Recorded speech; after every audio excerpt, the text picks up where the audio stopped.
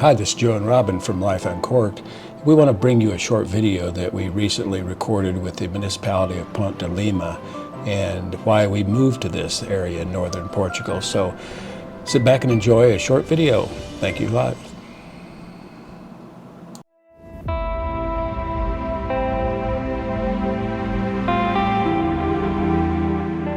Just the bon dias, botard, the bonoits, I mean, I've sat in a cafe by myself one time, and I just could not believe the amount of people that went by and said good morning.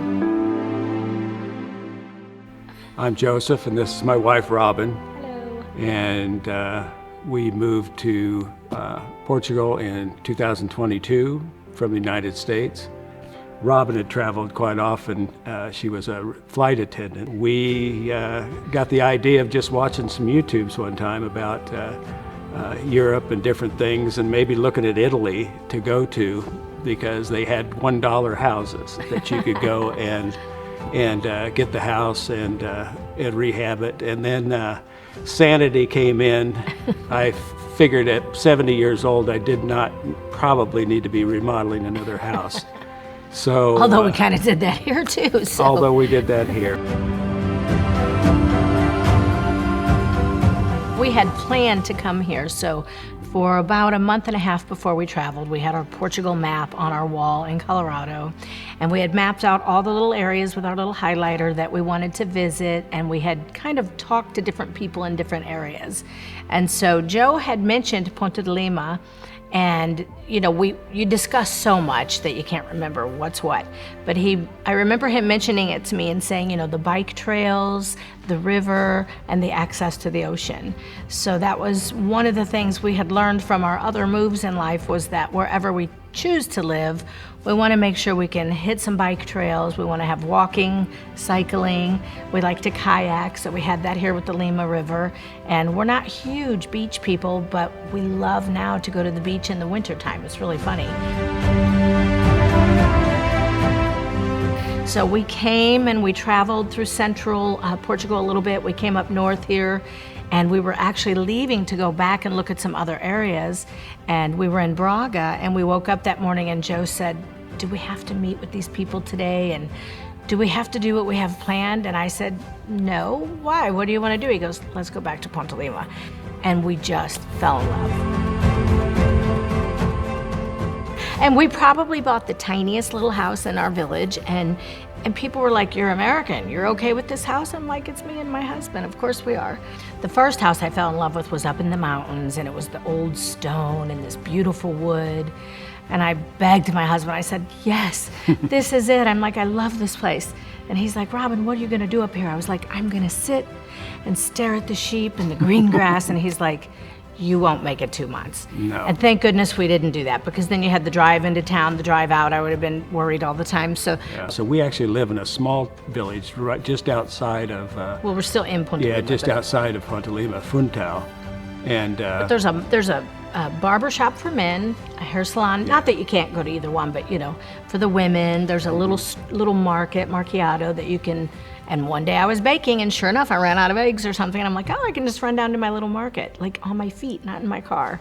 That was kind of lovely. And we go to our coffee shop every single day. Sometimes I don't feel like it, but it's now become very important to him, which I love.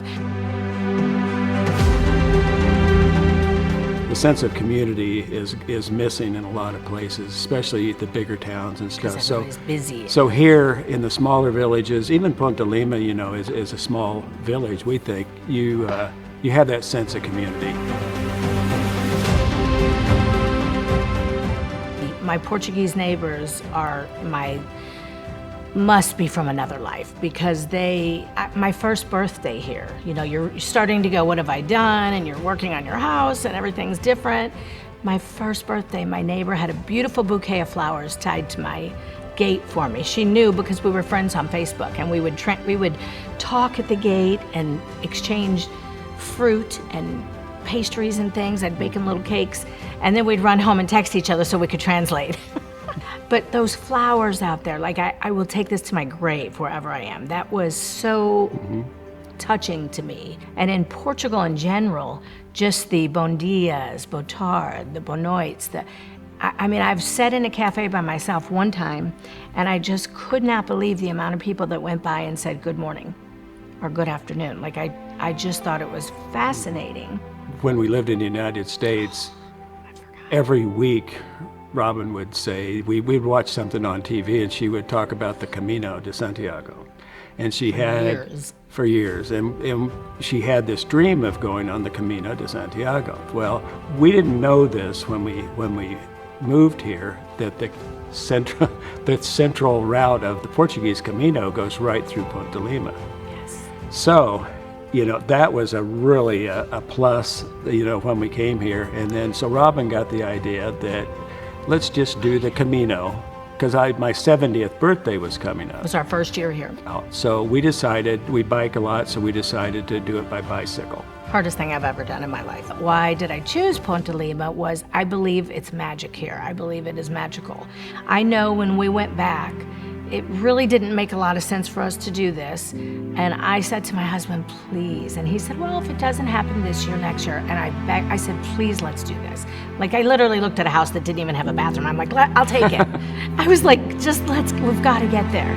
So it was just something I really cannot explain. It was a calling really deep in my soul. I know that might sound strange, but it really was and is. And I love this place. I think it's magical. And Ponte de Lima is such a nice village, or town or village, that because it's a tourist town, we would call it as a tourist like type a Portuguese tourist, but it's not that touristy, if that makes any sense. They come and then they go. They're like day tourists, you know. They'll come in buses and then they'll leave. So most of the time you have this beautiful place to yourself and just to the locals, you know, where you can walk around and look. And the events that, it's pretty impressive, a town this size, and the free events that people can go to and the locals can go to, like at the Expo Lima, the horse shows, and the different places, things like that are always put on, and there's always something going on, and it's really a neat place. Yes, a lot of biking events too, mountain biking events. I mean, they just climb these mountains like it's just amazing to me. Yeah. Yes, it's a beautiful area. Yeah, Ponte de Lima should be proud. Yes, yes. And as always, thanks for watching. If you like the video, give us a thumbs up. Please subscribe, and be sure to hit that bell for notifications of future videos. And make sure to visit the Municipality of Ponte de Lima's YouTube channel. I'll leave a link to that in the show descriptions. So thanks for watching again, and ciao.